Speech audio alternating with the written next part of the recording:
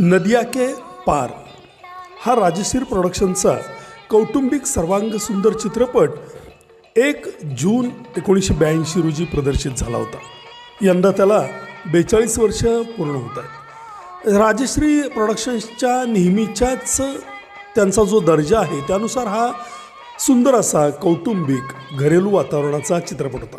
त्याचाच रिमेक राजश्रीनं परत हम आपके है कौन या नावानं 1994मध्ये बनवला.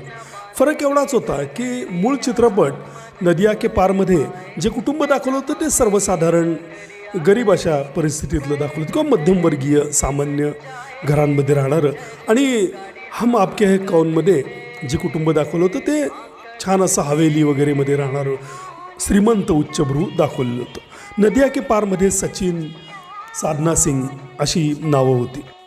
गाणी खूपच